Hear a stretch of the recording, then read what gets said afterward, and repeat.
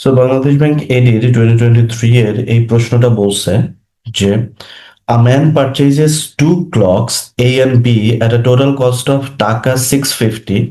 He sells A with a 20% profit and B at a loss of 25% and gets the same selling price for both clocks.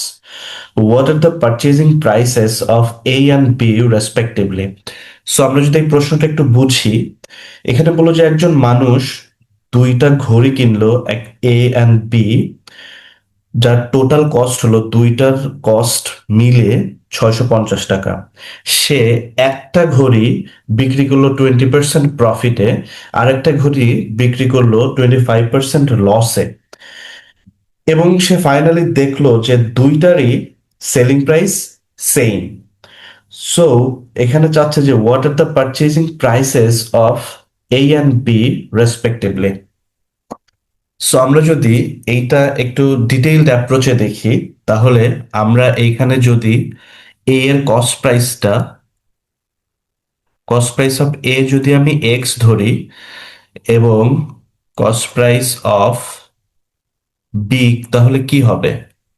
Total যদি 650 হয় এ আর B এর, তাহলে cost price of A x হলে cost price of B হবে 650 minus x. এখন বললো যে এই যে কস্ট প্রাইস, এই কস্ট প্রাইসের উপরে এর উপরে সে 20% প্রফিট করেছে। সো আমি যদি এইটার সাথে আমি যদি চিন্তা করি যে তাহলে সেলিং প্রাইস অফ এ কত হবে, সেলিং প্রাইস অফ এ হবে 120% of x, which is 6/5 x, যদি আমরা 120%কে সিম্পলিফাই করি। আবার আমরা যদি কস্ট প্রাইস অফ বির কথা যদি চিন্তা করি, তাহলে সেলিং প্রাইস অফ বি কি হবে? 25% of 650 minus x, which is 3/4 650 minus x. এখন আমরা যদি, আমাদের যেহেতু এখানে বললো যে তাদের সেলিং প্রাইসটা সেম, সো তাহলে কি selling price A is equal to selling price B, right? So according to the question, selling price of A is equal to selling price of B. So therefore 6/5x is equal to 3/4 into 650 minus x. এখন আমরা যদি simplify করি, 3 দিয়ে এই 6 কে cancel করা যায় 2 Times.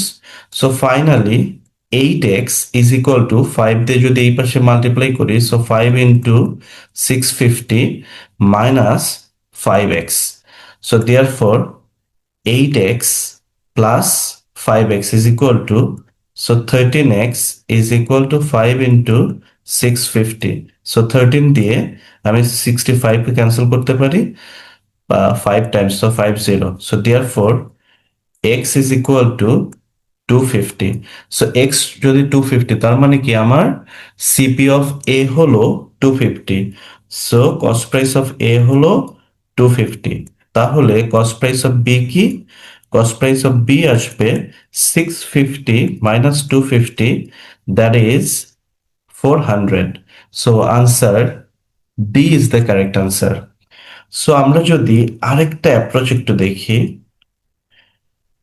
So আমাদের আরেকটা অ্যাপ্রোচে বলছে, আরেকটা অ্যাপ্রোচটা আমরা কিভাবে করতে পারি, যে দেখেন যেহেতু এখানে বললো যে সেম সেলিং প্রাইস, আমরা যদি কস্ট প্রাইসটা ধরেন দুইটার ক্ষেত্রেই সিপি অফ এ হলো কস্ট প্রাইস 100% অফ এ, আর সিপি অফ বি হলো কস্ট প্রাইস 100% অফ বি, মানে এ হবে cost price, cost price clock এর কস্ট প্রাইস হবে এ, ক্লক বি এর কস্ট প্রাইস হবে বি।